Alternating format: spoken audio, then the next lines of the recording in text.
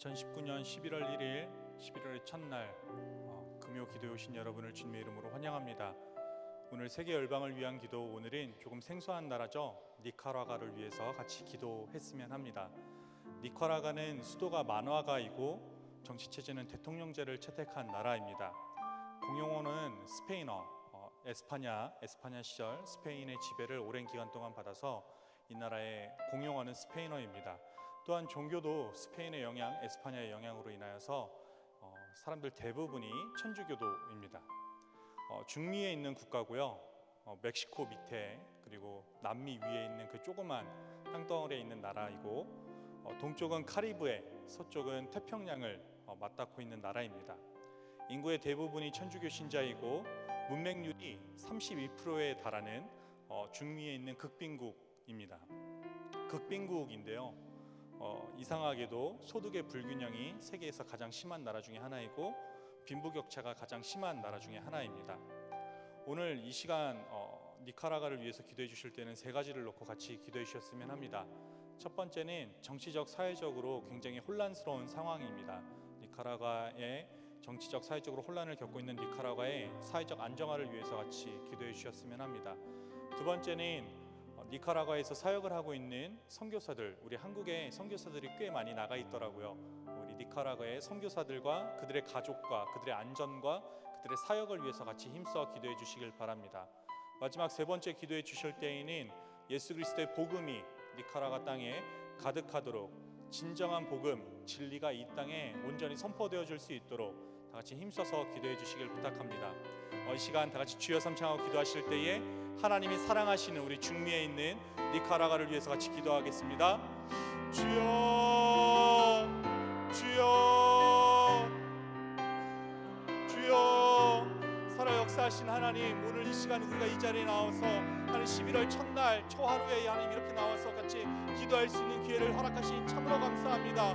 하나님, 이 시간 기도할 때 우리의 기도 응답하여 주시고 우리가 마음을 다하여 우리가 마음을 하나로 합하여 니카라과를 위해서 기도할 때에 하나님 원하시는 그 기도, 하나님 바라시는 그 기도를 함으로써 하나님 뜻과 하나님 나라가 그 땅에서 선포되어지고 일어나갈 수 있도록, 하나님 나라 확장되는 역사 그 땅에서 일어날 수 있도록 하나님께서 붙들어 주시고 인도하여 주시옵소서. 하나님이 사랑하시는 나라 하나님 니카라과를 위해서 기도합니다. 이 나라의 정치적, 사회적 혼란을 위해서 기도합니다. 하나님의 권능의 손을 펼쳐주셔서 하나님 이 땅의 정부군과 하나님 민간인들의 많은 갈등을 맺고 있는데 하나님 이들의 갈등과 하나님 반목을 하나님 해결하여 주시고 이들의 합력하여 선을 이루게 해주시고 이들 사이에 있는 갈등의 문제를 해결하여 주시고 정치적 문제를 해결해 주시옵소서. 이들이 이 땅에서 살아갈 때에 진짜 하나님의 나라의 사랑과 같은 기쁨을 누리게 해주시고 이 땅에 하나님의 사랑이 펼쳐질 수 있도록 하나님께서 붙들어 주시고 인도해 주시옵소서. 이름도 없이 빛도 없이 이 땅에서 선교를 하고 있는 선교사들을 위해서 기도합니다. 하나님 이들의 영육간의 강건함을 지켜주시고 하나님 이들의 가정을 함께하여 주사 이들의 가정이 하나님 뜻에 온전히 나아갈 수 있도록 하나님께서 붙들어 주시고 인도해 주시옵소서. 하나님이 지켜 보호하여 주시고 이들의 사역과 함께하여 주시고 이들의 삶에 함께하여 주셔서 이들의 온전히 하나님 나라 하나님 확장 사업에 집중할 수 있도록 하나님께서 이들의 삶을 지켜 보호하여 주시옵소서. 하나님 살아 역사하신 하나님 이 땅에 하나님 복음이 예수 그리스도의 복음이 이 땅에 선포되어지길 간절히 소망합니다. 거짓 복음이 하나님 선포되어지는 것이 아니라 하나님 조금 변질된 복음이 선포되어지는 것이 아니라 하나님 가짜 복음이 선포되어지는 것이 아니라 온전히 하나님 예수 그리스도의 진정한 복음이 이 땅에 선포되어짐으로 인하여서 하나님 나라 확장 사업이 이 땅에서 일어날 수 있도록 하나님의 진리가 이 땅에 선포되어지고 이곳에 하나님 만나는 역사가 일어날 수 있도록 하나님께서 붙들어 주시고 인도하여 주시옵소서. 너는 내게 부르짖으라 내가 내게 응답하겠고 내가 알지 못하는 그 은밀한 일을 내게 보리라 말씀하신 그 하나님 말씀 믿고 의지하며 나아갑니다. 하나님 역사하여 주시고 하나님 붙들어 주시고 하나님 책임져 주셔서 우리가 이 땅에서 기도할 때에 하나님 사랑하신 그 땅이 변화되어지고 하나님 구원받을 수 있도록 하나님께서 붙들어 주시고 인도하여 주시옵소서. 하나님 책임져 주시옵소서. 하나님 역사해 주시옵소서.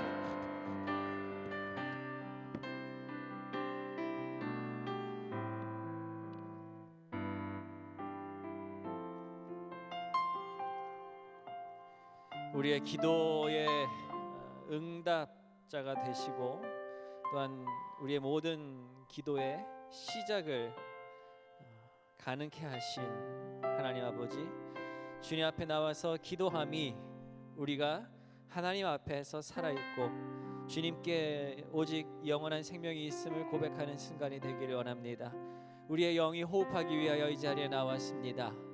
하나님의 위대하심을 함께 노래하며 선포하기 위하여서, 그리하여 그 하나님을 믿는 나의 영혼이 다시금 소생케 됨을 체험하기 위하여 이 자리에 나왔습니다.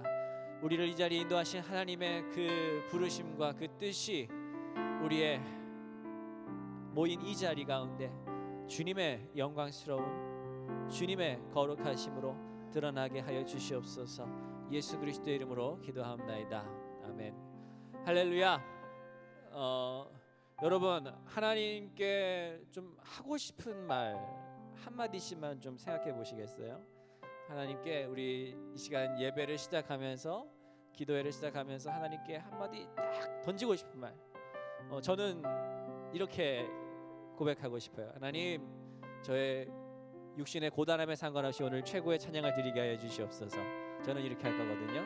여러분 어떻게 고백하실지 한번 생각해 보시고요. 제가 하나님께 영광의 박수 돌립시다 하면 큰 소리로 박수 치면서 우리의 가장 큰 고백으로 하나님께 드릴 고백을 드리면서 연습 안 해도 되겠죠? 준비되셨습니까? 자, 우리 하나님께 영광의 박수 돌립시다. 할렐루야. 우리 하나님께 고백합시다. 하나님, 우리의 어떠함에 상관없이 오늘 가장 큰 최고의 노래 드리기를 소원합니다. 우리의 찬양 받아 주시옵소서. 할렐루야.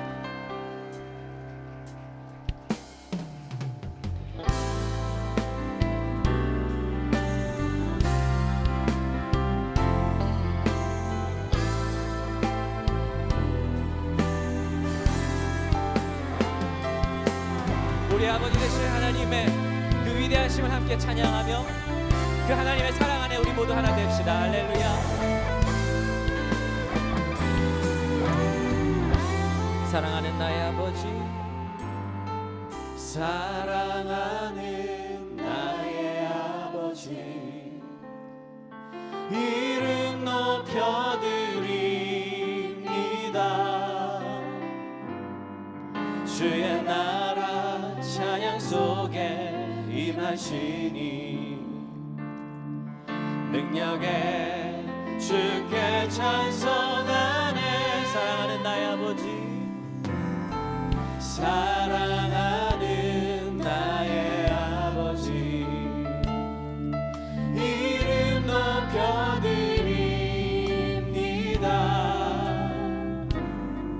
주의 나라 찬양 속에 임하시니 능력에 주께 찬송. 전능하신 하나님 찬양 언제나 동일하신 주. 전능하신 하나님 찬양 영원히 다스리네. 다시 한번 고백할까요? 사랑하는 나의 아버지, 사랑하는 나의 아버지, 이름 높여드립니다.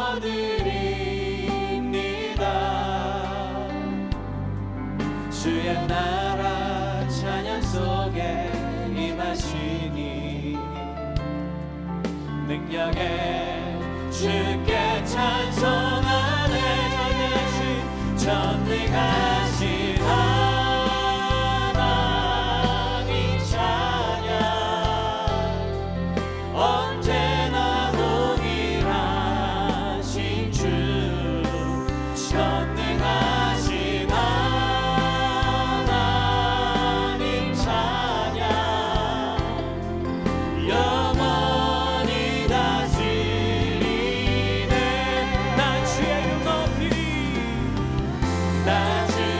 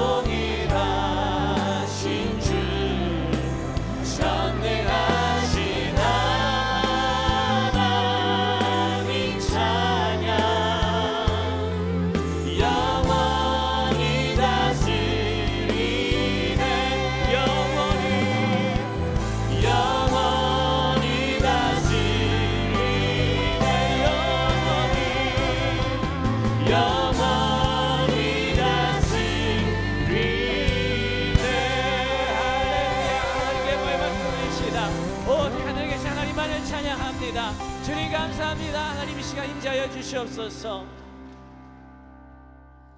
내가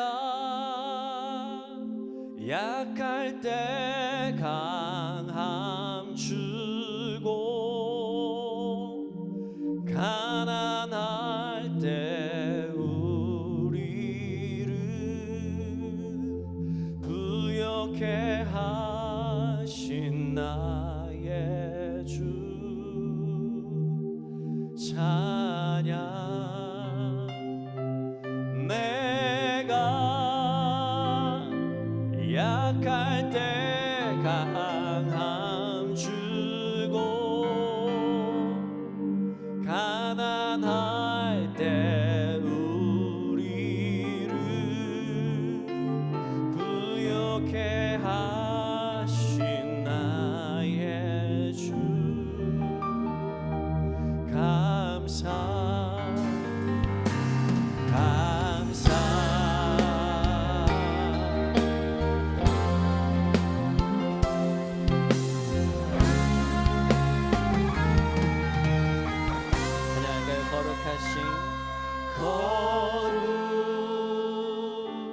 거룩하신 하나님 주께 감사드리세.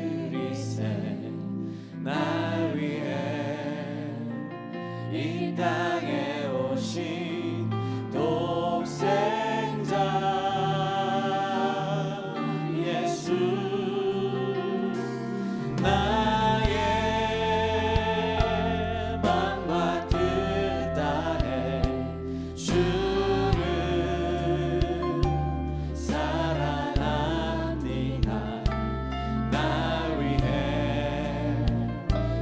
땅에 오신 도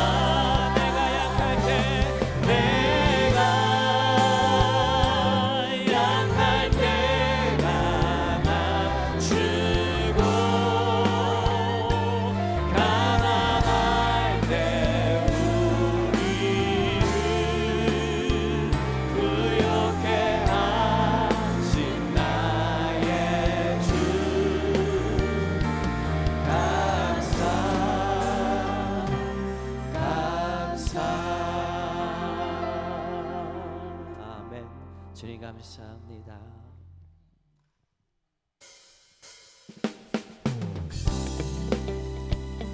주님을 향한 감사의 찬양 함께 올려드립시다. 변찮는 주님의 사랑 우리 함께 노래합시다. 변찮는 주님의 사랑과 거룩한 보혈의 공로를 우리 다 찬양을 합시다. 주님을 만나볼 때까지 예수는 우리를 깨끗게 하시는 주시니 그의 피 우리를 눈보다 더 희게 하셨네. 우리를 깨끗게 한 피는 무궁한 생명의 물일새 생명의 구원을 받은 자 하나님 찬양을 합시다. 예수는 우리를 깨끗게 하시는 주시니 그의 피 우리를 눈보다 더 희게 하셨네. 주님의 거룩한 보혈을 날마다 입으로 간증해 담대히 싸우며 나가세. 천국에 들어갈 때까지 십자가 단단히 붙잡고 날마다 이기며 나가세. 머리에 멸류관 쓰고서 주 앞에 찬양할 때까지 예수는 우리를 깨끗게 하시는 주시니 그의 피 우리를 눈보다 더 희게 하셨네. 예수는 우리를 깨끗게 하시는 주시니 그의 피 우리를 눈보다 더 희게 하셨네. 예수는 우리를 깨끗게 하시는 주시니 그의 피 우리를 눈보다 더 희게 하셨네. 아멘. 주님 감사합니다.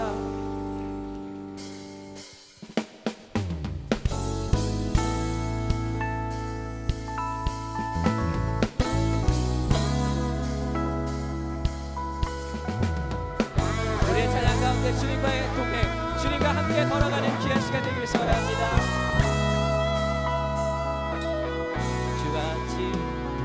주와 같이 길 가는 것 즐거운 일 아닌가. 우리 주님 걸어가신 발자취를 밟겠네. 한 걸음 한 걸음 주의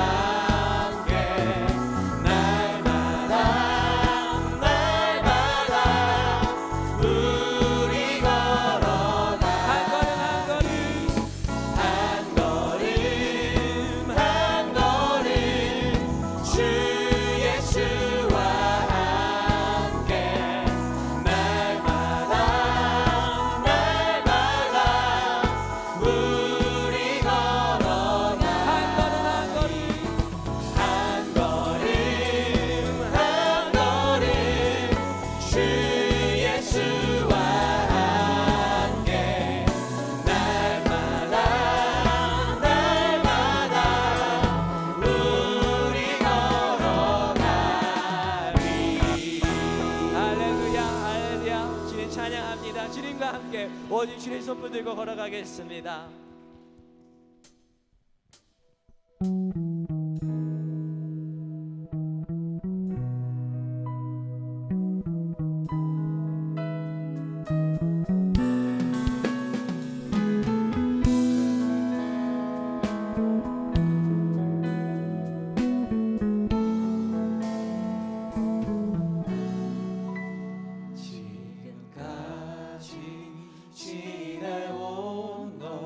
주의 크신 은혜라 한이 없는 주의 사랑 어찌 이루 말하랴 자나깨나 주의 손이 항상 살펴주시고 모든 일을 주 안에서 형통하게 하시네. 몸도 맘도 연약하나 새 힘받아 살았네. 물 붓듯이 부으시는 주의 은혜 족하다네. 사랑 없는 거리에 나 험한 산길에 맬 때 주의 손을 굳게 잡고 찬송하며 가리라. 주님 다시 배울 날이 날로 다가와 무거운 짐 주께 맡겨 벗을 날도 멀지 않네. 나를 위해 예비하신 고향 집에 돌아가 아버지의 품 안에서 영원토록 살리라. 우리 다시 한번 찬양하실까요? 지금까지 지내온 것 지금까지 지내온 것 주의 크신 은혜라 한이 없는 주의 사랑 어찌 이루 말하랴 자나깨나 주의 손이 항상 살펴주시고 모든 일을 주 안에서 형통하게 하시네. 몸도 마음도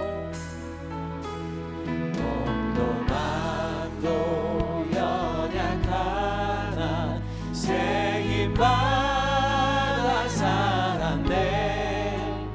물 붓듯이 부으시는 주의 은혜 족하다.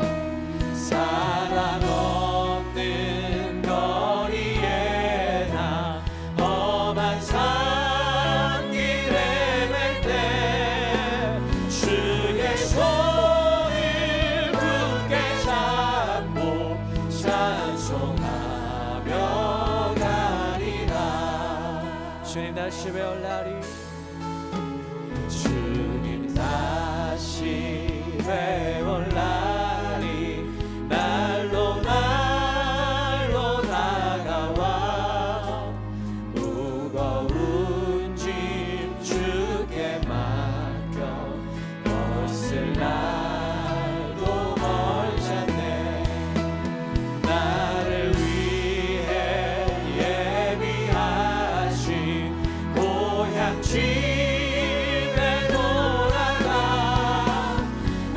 아버지의 품 안에서 영원토록 살리라.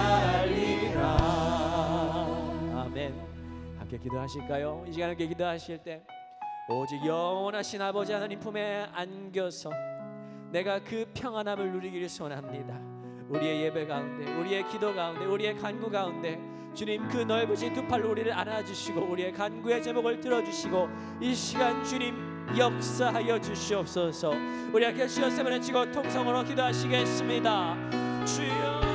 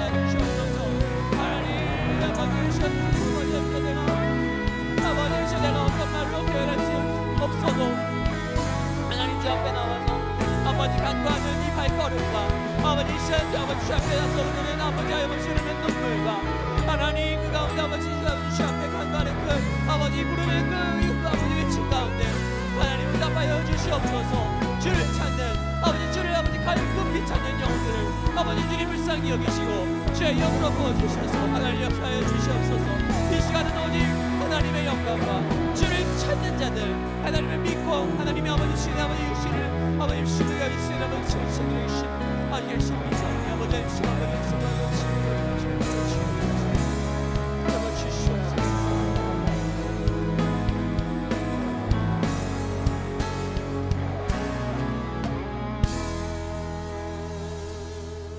살아계신 하나님, 주님의 살아계심을 우리가 믿기에 주님의 이름을 우리가 이 시간 부릅니다. 주님 들으심을 우리가 믿기에 주님 들으시라고 제발 들어달라고 간구하며 나아갑니다.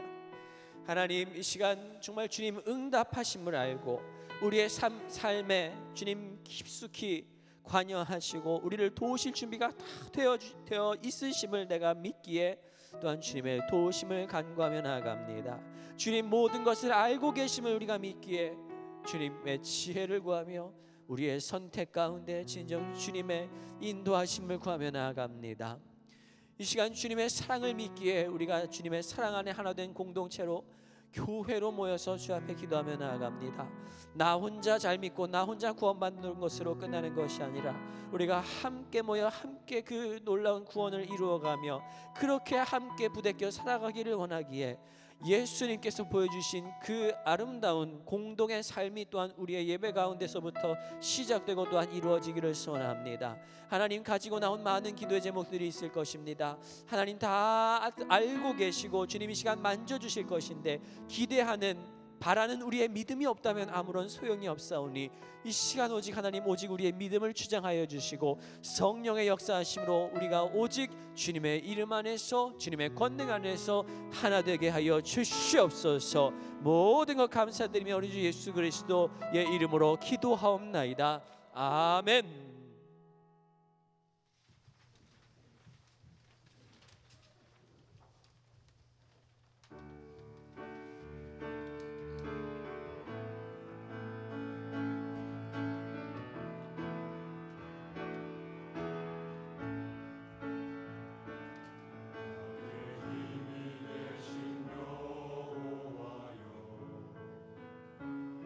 내가 주님을 사랑하는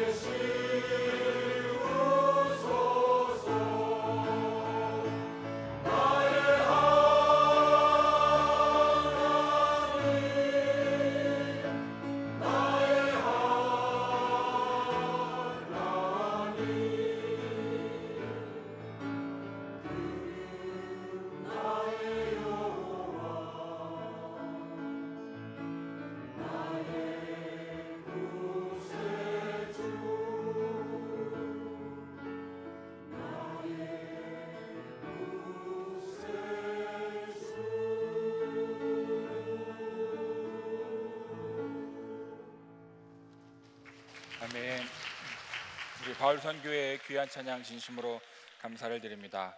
할렐루야. 주님의 이름으로 이 밤 여러분께 문안드립니다. 오늘 마가복음 8장 29절의 말씀을 가지고 예수가 그리스도라는 제목으로 말씀 나누기를 원하는데요. 우리 먼저 본문 말씀 같이 읽어보겠습니다. 본문 말씀 시작.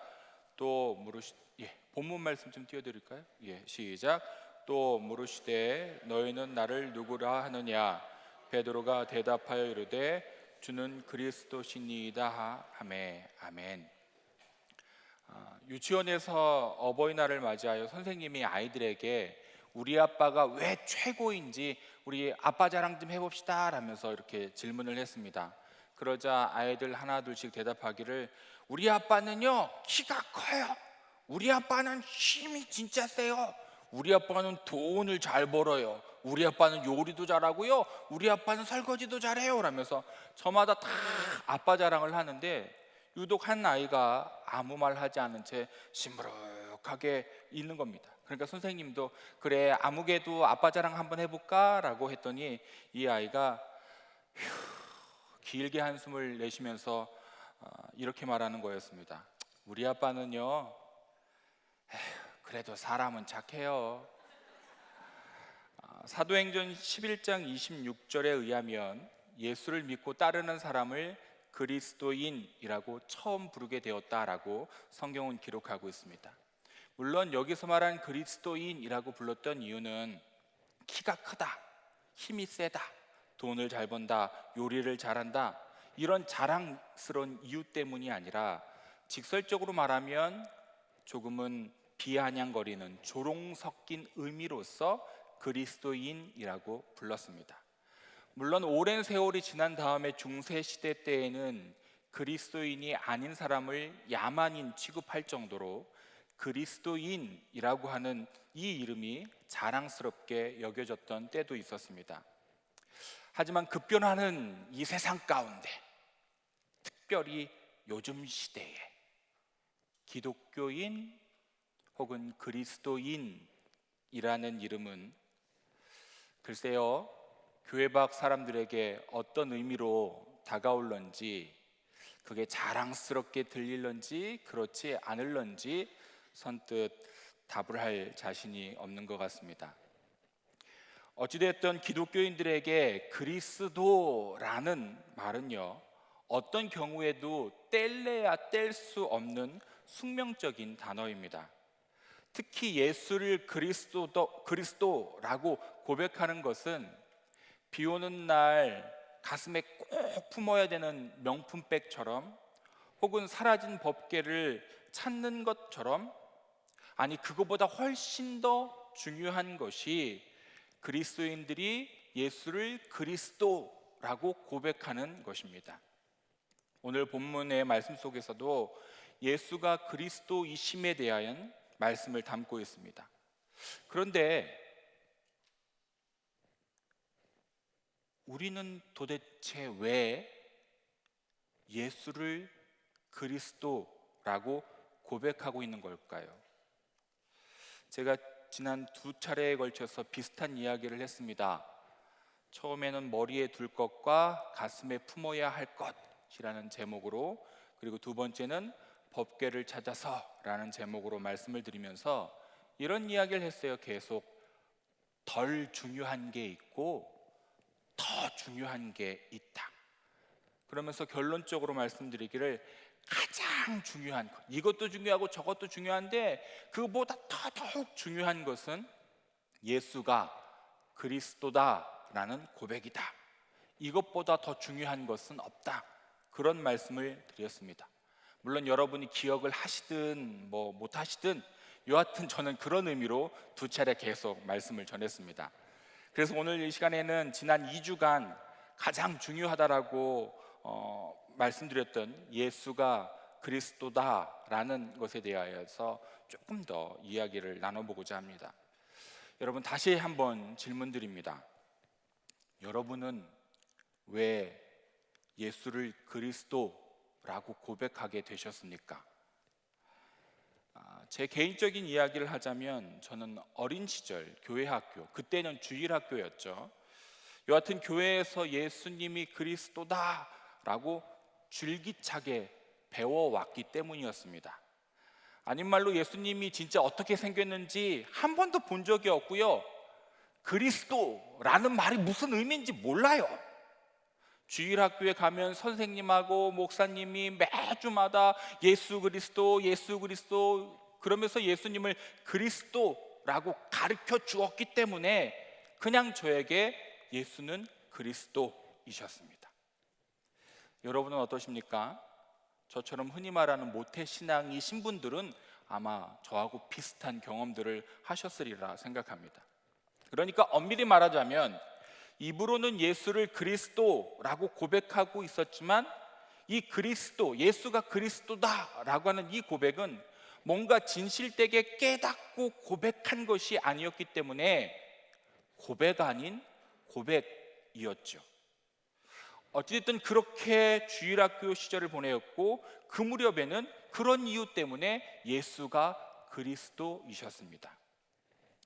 이후 청소년 시절 아마 중1 때쯤으로 기억하고 있는데요, 지금은 별로 잘 안 하죠. 지방연합 수련회, 여름에 그 청소년부가 같은 지방의 모든 교회에서 모여서 함께 수련회를 했는데 그 수련회에 참석하면서 심적인 변화들을 겪게 됩니다. 뭐 무슨 이유 때문인지 꼭 집어서 말씀드릴 수는 없지만 여하튼 그 무렵에 내적인 변화가 많이 일어났던 것 같습니다. 뭐 눈물 콧물 막 쏙 빼가면서 새벽기도, 뭐 철야기도, 한겨울에 막 산기도도 올라가고 뭐 예배, 기도회, 그냥 거의 교회에 살다시피 했죠. 어디 그뿐이겠습니까? 학교 가서 공부해야 되는데 공부는 뒷전이고요, 그냥 80~90%의 얘기가 교회, 하나님, 예수님, 뭐 성경, 그러니까 거짓말 조금 보태서 입만 열면 예수, 입만 열면 예수, 그랬던 시절입니다. 특히 그 무렵에 저희 시골교회, 그러니까 제가 충남부여군 귀하면 내리산구 250번지인 저희 집 바로 앞에 교회가 있었거든요. 담 하나 뒤로. 거기가 딴펄 감리교회예요. 딴펄이라는 이름을 갖고 있는 교회인데 그 시골교회, 그 딴펄교회 청소년부가 한 30~40명쯤 되었던 것 같아요. 그런데 그 무렵에 그 30~40명 정도의 청소년부의 절반가량이 방언을 받게 되었습니다. 그러니 누가 시키지 않아도 방언 받아보신 분들은 아시죠? 매일매일 자발적으로 학교 끝나면 교회로 다 모이는 거예요. 약속도 안 했어.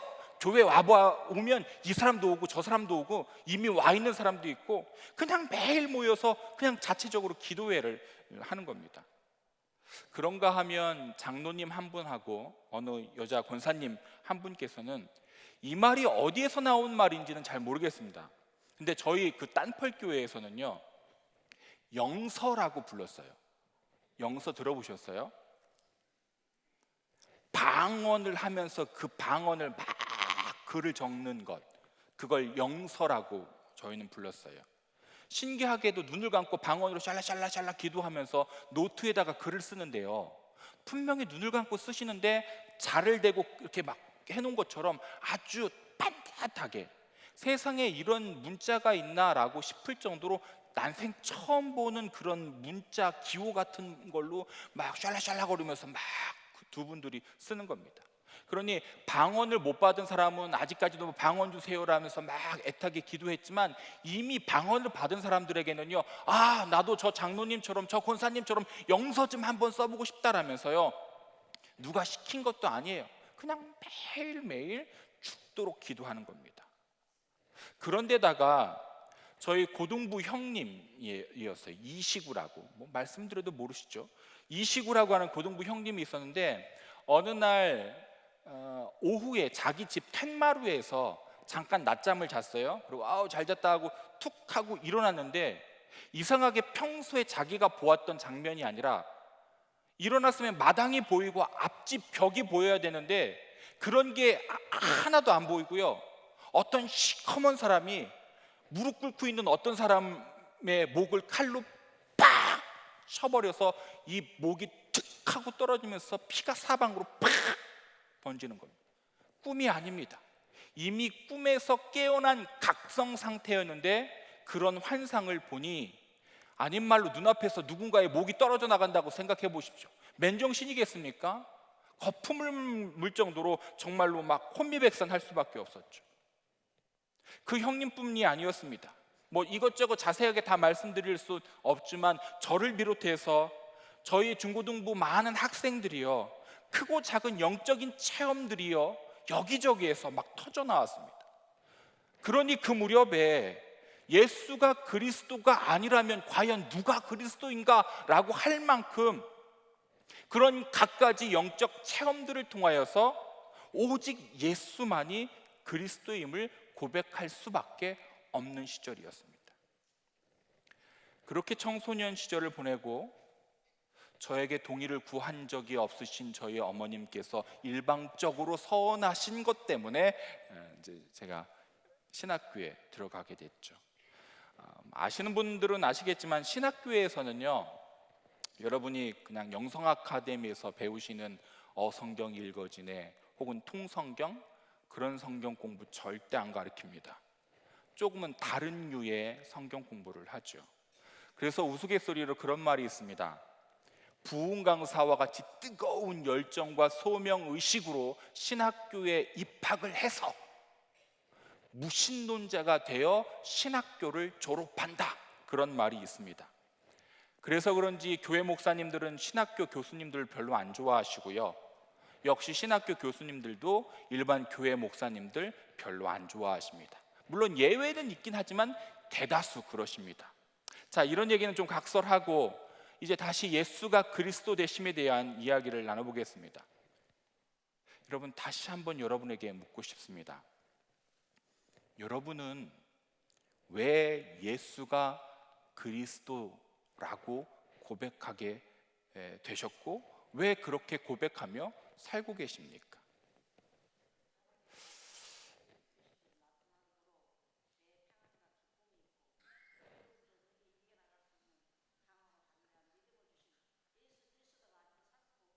아멘. 자, 오케이. 그 얘기는 제가 좀 이따 다시 하겠고요. 이 말씀이 누구의 말씀인지 혹시 아시겠습니까? 제가 읽어보겠습니다. 네가 나와 더불어 하나가 되고 나 또한 너와 더불어 하나가 되도록 내 몸을 먹고 내 피를 마셔라. 그러하지 않는 자는 구원을 받지 못할 것이다. 누구의 말씀입니까? 예수? 아니요. 기원 후 1세기부터 4세기까지 로마 군인들에게 유행이었던 당시 페르시아 밀교라고 불렸던 미트라스 신이라고 하는 그 신의 비문에 적혀 있는 내용입니다. 근데 참 이상하죠? 어디서 많이 들어본 말씀이에요. 맞습니다. 여러분이 잘 아시는 그분의 말씀하고 동일합니다. 어떤 분은 그러시겠죠. 기원 후 1세기부터 4세기니까 아마도 미트라 신을 믿는 어떤 사람들이 예수님의 이야기를 표절했다. 시기가 시기인 만큼 충분히 그렇게 생각할 수 있을 겁니다. 자, 그럼 이건 어떨까요? 이 이야기는 누구에 대한 이야기인지 한번 잘 들어보십시오. 그는 육체를 가진 신이며 하나님의 아들이었습니다. 그의 아버지는 하나님이었고 어머니는 인간 처녀였습니다. 그가 태어나기 전 3명의 양치기가 찾아왔고 12월 25일 누추한 외양간에서 태어났습니다. 그를 믿는 신도들에게 세례의식을 통해 다시 태어날 기회를 줍니다. 그는 결혼식장에서 물을 술로 바꾸는 기적을 행합니다. 나귀를 타고 입성할 때 사람들은 종려나무 가지를 흔들고 찬송하며 그를 맞이했습니다. 세상의 죄를 대신 짊어지고 부활절 무렵에 죽습니다.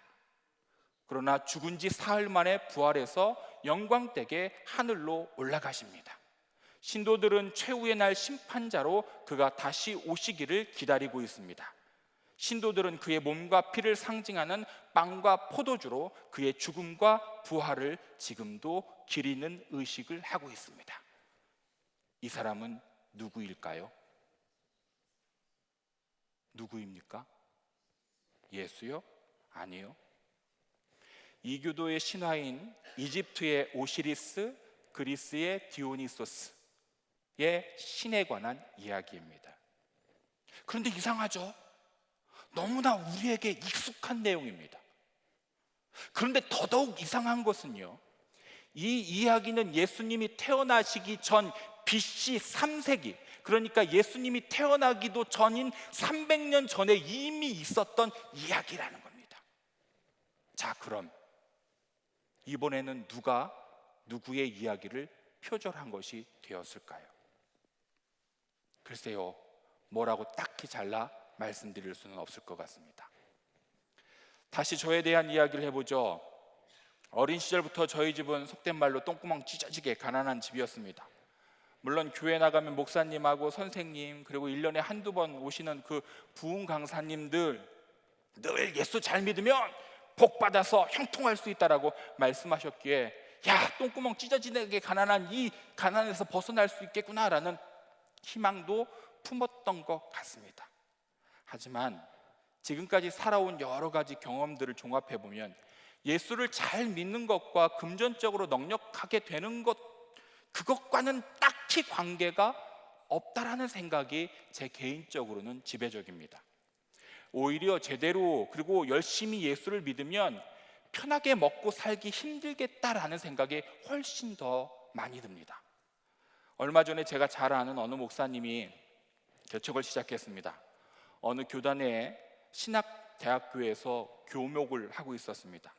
더군다나 교목이지만 정직원이 되어서 넉넉하진 않지만 평생 먹고 사는 문제는 딱히 어려움이 없습니다. 그런데 난데없이 개척을 한다는 겁니다. 개척 멤버가 있었냐? 아닙니다. 그러면 개척할 장소가 있었냐? 그런 것도 아닙니다. 누군가의 도움으로 인하여 컨테이너 박스 몇 개 붙여놓고 교회를 지었습니다. 사람들은 축하한다라고 이야기했지만 뒤에서는 미쳤다, 남들은 저 직장 못 들어가서 안 달랐는데 왜 그 좋은 자리 마다하고 저렇게 생으로 고생하냐? 그런데 이유가 참 간단합니다. 목회를 하고 싶다는 겁니다. 학교에 소속된 직원 중에 하나인 목사가 아니라 목회를 하는 그냥 목사가 되고 싶다는 심정으로 좋은 직장 때려치고 개척한다고 나와서 온 가족이 지금까지 물질적으로 아주 지질이 고생을 하고 있습니다. 저희 형님에 대한 이야기입니다.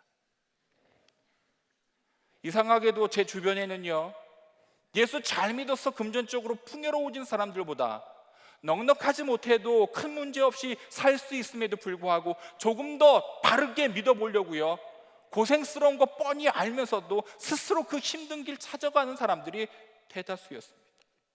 그래서 그랬는지 언제부턴지는 잘 모르겠지만 예수 믿어서 부유하게 잘 살게 되리라는 기대감 별로 하지 않습니다. 오해하지 마십시오. 예수 믿어봤자 부유해질 수 없다라는 것이 아니라 예수 믿는 이유가 잘 먹고 잘 살기 위해서가 아니다라는 말씀입니다. 부유하게 살게 되면 두말할 것 없이 좋죠. 하지만 평생 그렇게 못 산다 할지라도 후회스럽지도 않다라는 겁니다. 쉽게 말해 내게 있어서 예수가 그리스도가 되신 이유는 적어도 먹고 사는 문제와 아무런 상관이 없다라는 거죠. 한마디로 매일매일 먹거리를 해결 주셨던 이 만나 항아리가 어느 날 갑자기 사라져버린 것처럼 저에게 있어서도 예수 잘 믿으면 먹고 사는 문제만큼은 해결된다라는 그런 기대감이 어느 순간 사라져버렸지만 여전히 예수가 그리스도이심에 대해서는 아무런 문제가 없다라는 겁니다. 그런가 하면 저희 시골교회 당시 능살리 부여기도원이라는 곳이 제일 핫한 곳이었습니다. 엄청나게 유명했어요. 거기 원장님이 김선희 원장님이셨는데 이분은 신유의 은사가, 병 고치는 신유의 은사가 남달랐던 분입니다. 그래서 당시에 병원에서 안 됩니다 라면서 손 들었던 그 암병 환자분들이 이곳에 와서 기도원 생활하면서 기도를 받으시면서 많은 분들이 기적적으로 다시금 건강해지는 기적들이 많이 나타났습니다. 그 기도원에 가면, 지금은 없어졌지만 기도원 가면 저 뒷면에요, 들어온 입구 그 벽에 사진 한 장이 이렇게 붙어 있습니다. 어떤 사진이냐면 이 원장님이 어떤 환자를 안수하는 장면을 아무 생각 없이 누군가가 카메라로 딱 찍었는데 현상하고 나니까 이 사진 이상한 겁니다. 안수를 하는데 약 30cm, 그때 저희는 그걸 성령의 불칼이라고 얘기했는데 흔히들 손톱 5개에서 손가락 5개에서 30cm짜리 허연 칼 같은 메스 같은 그런 게 그 환자분의 몸통을 관통하고 있는 장면이 찍힌 겁니다. 사진은 빛의 예술이라고 합니다. 빛이 얼마만큼 들어가느냐에 따라서 달라지죠. 그런데 그때는 디지털 카메라가 나오던 시절이 아닙니다. 다 필름 카메라로 찍었던 시절이었기 때문에 정교하게 이 손가락 5개에서 30cm 정도 되는 그런 형상을 만들어내기는 보통의 사람들은 불가능한 일이었습니다. 그러니 분명히 그분에게 뭔가가 있었던 것이죠. 저희 어머니가 원장님을 도와서 기도원 사역을 잠시 하셨기 때문에 저도 그 기도원을 들락날락 어렸을 때부터 많이 하면서 어린 시절부터 하나님께서 행하시는 그 기적들을요, 정말 아무리 부인하고 싶어도 부인할 수 없을 만큼 많은 그 기적들을 바라보았고, 그 기적이 일어나는 것이 저의 삶에는 너무나 당연한 일이었습니다. 그런데 말이죠, 제 개인적으로 충격적인 일이 벌어졌습니다. 다른 암병 환자들을 잘 고쳐주셨던 이 원장님께서 정작 자신은 고치지 못하고 암으로 돌아가신 겁니다. 그것도 돌아가시기 전에 암으로 너무나 고통스러워 하셨고요, 죽음에 대한 두려움 때문에 정말 작고 약하게 보였습니다. 그분의 죽음으로 인하여 제게 많은 변화들이 생겼습니다. 하나님의 기적은 분명히 존재하지만 기적이 반드시 나타나야만 하나님이 살아계신 것은 아니구나. 쉽게 말해 내게 있어서 예수가 그리스도이신 이유는 기적이 일어나느냐 안 일어나느냐 이것과 아무 상관이 없는 것이 되었다는 거죠. 일어나면 땡큐 감사한 거고, 안 일어나도 어쩔 수 없는 거고. 한마디로 기적을 상징했던 그 아론의 쌍난 지팡이가 어느 날 우리 삶 가운데서 슬그머니 사라져버린 것처럼 적어도 저에게 있어서는 반드시 기적이 일어난다라는 그 기대감이 어느 날 슬그머니 사라져버렸다는 거죠. 그러나 여전히 예수가 그리스도 되심에 대해서는 아무런 변화는 없었습니다. 그뿐만이 아닙니다. 어렸을 때는 그리스도라는 뜻이 뭔지도 몰랐지만 예수가 그리스도다라고 배워왔기 때문에 그런가 싶어 했고, 청소년 시절에는 영적인 체험들을 통하여서 예수가 그리스도다라고 확신하면서 살았습니다. 무엇보다도 결정적이었던 것은 교회 학교 선생님들과 목사님들을 통하여서 하나님의 아들이신 예수님께서 죄인된 우리를 위하여 이 땅에 오셔서 나 대신 십자가에 죽으셨다. 세상에 많은 신들이 있지만 어떤 신들이 인간들을 위하여 자신을 희생하거나 자신의 아들을 희생시킨 신이 어디 있냐? 오히려 인간들을 자기의 종처럼 부려먹는 신들만 있을 뿐 세상에 어떤 신도 인간을 살리기 위하여 자신을 희생시킨 신이 없다. 항상 그렇게 말씀하셨거든요. 그러니 예수가 아니면 누가 그리스도이겠냐? 이런 식이었습니다. 그리고 그 논리가 내게는 가슴을 찢는 것처럼 너무나 감격스럽고 너무나 감사한 일이었죠. 그런데 신학교에 가서 다른 종교들에 대해서 배우다 보니 고대 이집트의 오시리스, 고대 그리스에는 디오니소스, 소아시아에는 아티스, 시리아에서는 아도니스, 이탈리아에는 바쿠스, 페르시아에는 미트라스 등등 어린 시절부터 들어왔던 목사님의 말씀이 틀리다는 것을 알게 되었습니다. 오해하지 마십시오. 예수님이 하나님의 아들이시고 우리를 위하여 십자가에 죽으시고 3일 만에 부활하셨다, 이 말이 틀렸다는 것이 아니라 세상 어떤 신이 인간을 위하여 자신을 희생시켰느냐, 그런 신은 지구상에 존재하지 않는다라는 말이 틀렸다는 것입니다. 그래서 그런지 어느 비교 종교학자는 이런 말을 하시더군요. 다른 종교를 모르는 사람은 자신의 종교도 모르는 사람이다. 그때부터 했던 것 같습니다.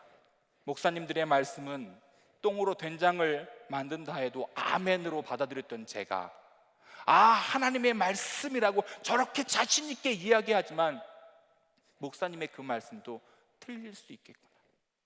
그것이 고의가 되었던 혹은 목회자의 무지가 되었던 그럴 수도 있겠구나. 쉽게 말해 하나님의 말씀이 생생하게 들려왔던 그 법궤가 사라짐으로 인하여 더 이상 아주 명확한 하나님의 말씀을 들을 수 없게 된 것처럼 어느 순간부턴가 어떤 게 진짜 하나님의 말씀이지? 어떤 게 분명한 하나님의 뜻이지? 이것을 찾기가 너무 힘들어진 겁니다.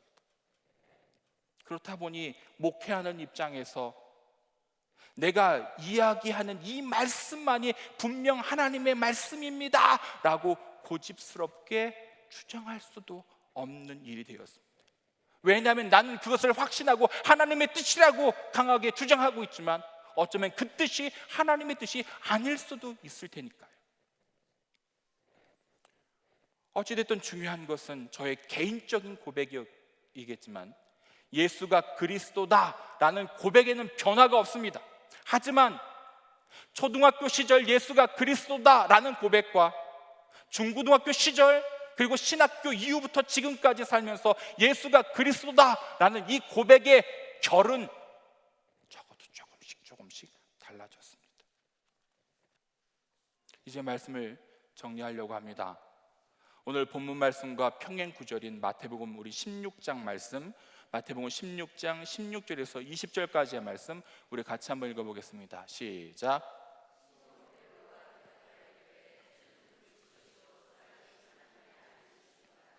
예수께서 대답하여 이르시되 바요나 시모나 내가 복이 있도다. 이를 내게 알게 한 이는 혈육이 아니요 하늘에 계신 내 아버지시니라. 또 내가 내게 이르노니 너는 베드로라. 내가 이 반석 위에 내 교회를 세우리니 음부의 권세가 이기지 못하리라. 내가 천국 열쇠를 내게 주리니 내가 땅에서 무엇이든지 매면 하늘에서도 매일 것이요 내가 땅에서 무엇이든지 풀면 하늘에서도 풀리리라 하시고 이에 제자들에게 경고하사 자기가 그리스도인 것을 아무에게도 이루지 말라 하시니라. 잘 보십시오. 17절, 18절, 19절 말씀 우리가 잘 아는 말씀 잘 새기고 계십시오. 자, 반면 오늘 본문 말씀과 또 다른 평행 구절인 누가복음 말씀 우리 먼저 마가복음 8장 29절과 30절 말씀 같이 한번 읽어보겠습니다. 다음 것 좀 넘겨주시고요. 예, 화면 좀 넘겨주세요. 예, 마가복음 8장 29절 30절 같이 읽겠습니다. 시작. 또 물으시되 너는 나를 누구라 하느냐? 베드로가 대답하여 이르되 주는 그리스도시니이다 하매 이에 자기의 일을 아무에게도 말하지 말라 경고하시고. 자, 누가복음 9장 20절과 21절 같이 읽겠습니다. 시작. 예수께서 이르시되 너는 나를 누구라 하느냐? 베드로가 대답하여 이르되 하나님의 그리스도이시니이다 하니 경고하사 이 말을 아무에게도 이르지 말라 명령하시고. 여러분 좀 느낌이 오십니까? 본문과 누가복음은요 예수가 그리스도다라는 이 베드로의 고백에 대해서 그게 맞아, 틀려, 그거 좋은 거야 혹은 나쁜 거야 이런 반응이 전혀 없습니다. 그냥 다짜고짜 알았어, 여하튼 말하지 마 이러고 그냥 넘어가죠. 어떤 면에서 보면 정말 냉담한 분위기로 그렇게 처신을 합니다. 반면 마태복음에서는 예수가 그리스도다라는 고백에 대해서 네가 복되다, 이거 알게 한 거는 뭐 사람이 아니라 하나님 아버지다, 너의 그런 고백 위에 내 교회를 세우고 음부를 이기는 권세를 주고 뭐 천국의 열쇠를 주겠다라면서 엄청나게 호들갑스럽고 장황하게 설명을 하고 있습니다. 똑같은 말씀인데. 그렇다면 예수가 그리스도다라는 고백은 본문과 누가복음의 말씀처럼 냉담할 만큼 담담한 고백이어야 할까요? 아니면 마태복음처럼 호들갑스럽고 장황한 고백이어야 할까요? 여러분들의 예수가 그리스도다라는 고백은 어떤 류의 고백이십니까? 담담하십니까? 아니면 주체할 수 없을 만큼 장황하신 고백입니까? 사랑하는 성도 여러분, 서두에 말씀드린 아이들의 대답이 우리 아빠는 키가 커요, 힘이 세요, 돈님 잘 벌어요, 요리 잘 만들어요, 아니면 뭐 그래도 사람은 착해요, 이렇게 대답했던 아이들의 대답이 우리 틀렸다라고 무 자르듯이 딱 잘라서 말할 수 있을까요? 물론 아빠가 최고인 이유가 키가 크다, 힘이 세다, 돈 잘 번다, 설거지 잘한다, 요리 잘한다, 이런 이유이기 때문에 조금 아쉬움은 남습니다. 그런 이유가 아니었으면 더 좋겠지만, 그래도 자신의 아버지를 최고라고 생각하지 못하는 아이들보다는 100배, 1000배 나은 것 아닙니까? 예수가 그리스도다라는 고백도 마찬가지입니다.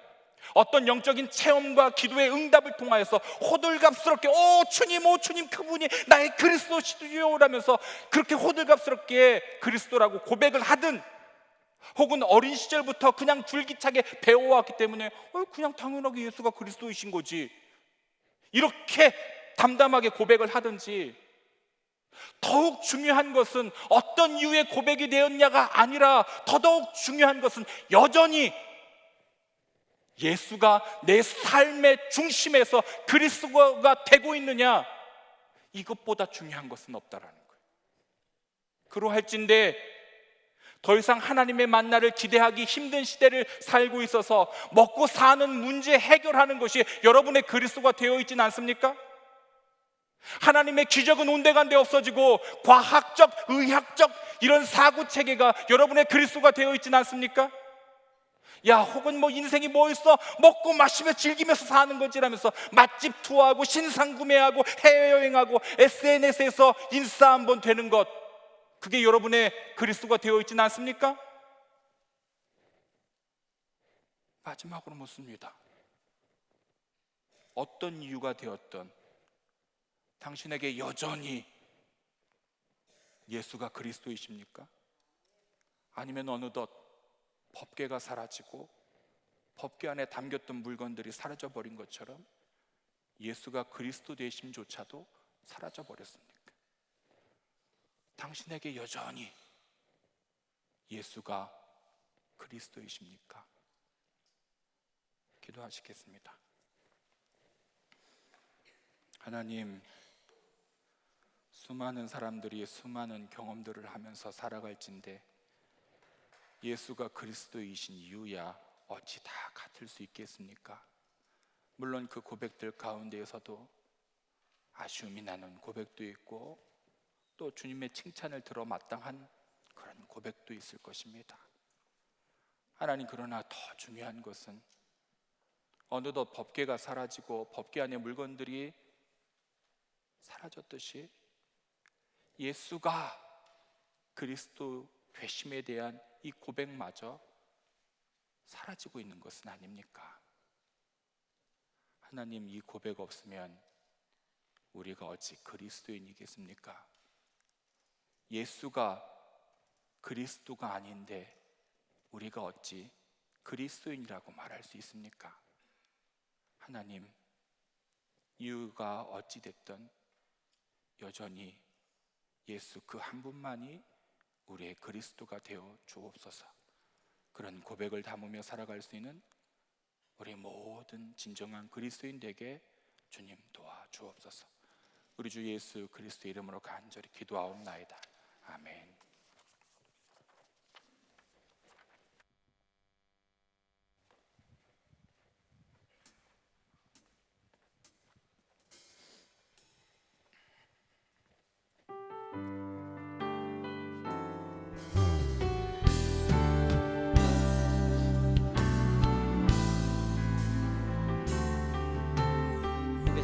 지존하신 주님 앞에, 지존하신 주님 이름 앞에 모든 무릎 꿇고 나 경배해. 거룩하신 주님 보좌 앞에 엎드려 절하세. 지존하신 주님 이름 앞에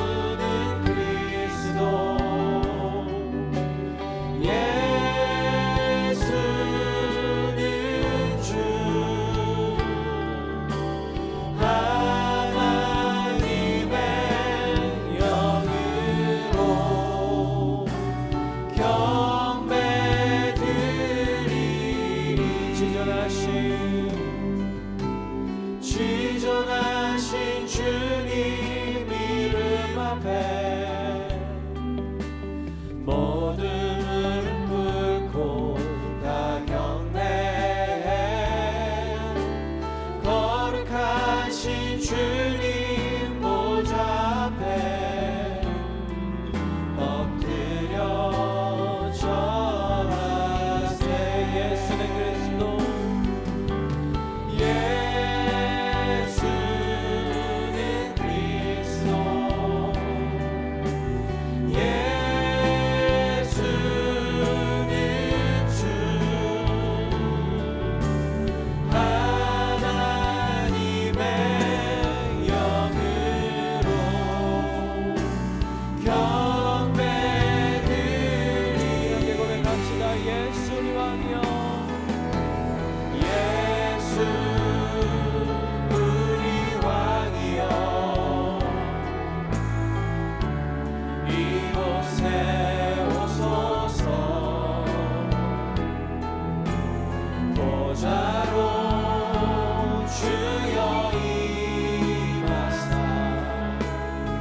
찬양을 받아주소서. 주님을 찬양하오니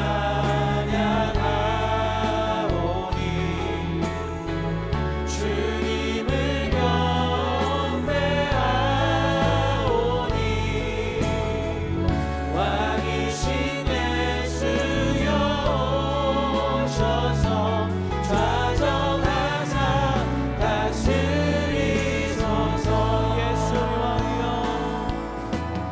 예수 우리 왕이여 이곳에 오소서. 보좌로 주여 임하사 찬양을 받아주소서. 주님을 찬양하오니 주님을 찬양하오니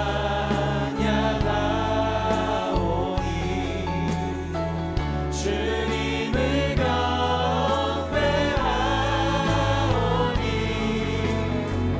왕이신 예수여 오셔서 좌정하사 다스리소서. 주님을 찬양하오니 주님을 경배하오니 주님을 찬양하오니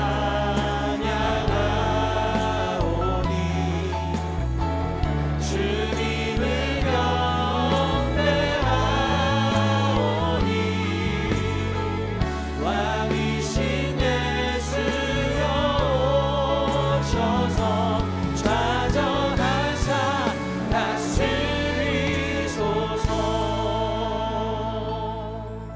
함께 기도합시다. 우리가 함께 예수의 이름을 부르며 기도하며 나아갈 때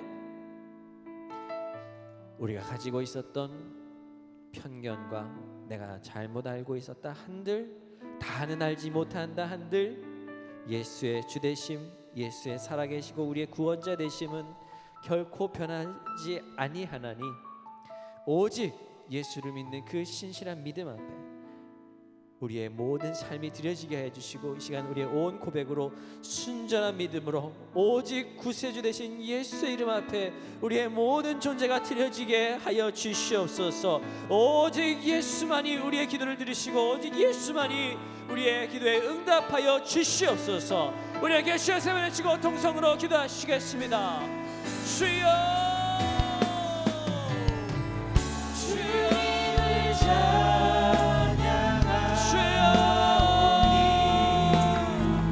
주님을 경배하오니 왕이신 예수여 오셔서 좌정하사 다스리소서.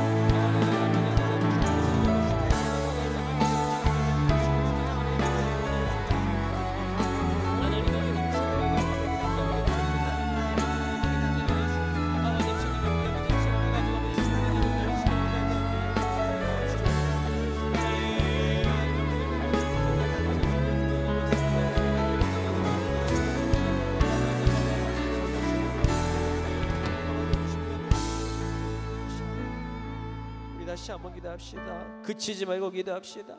우리가 우리 마음 속에 있는 모든 기도의 제목들 주님 앞에 아뢰고 주님께서 분별하여 주시고 주님께서 응답하여 주실진데 우리가 무엇을 주님 앞에 기도하기를 두려워하고 있습니까? 우리가 주님 앞에서 무엇을 간구하기를 우리가 주저하게 만들고 있습니까? 이 시간 다 주님 앞에 던져놓읍시다. 주님께 맡깁시다.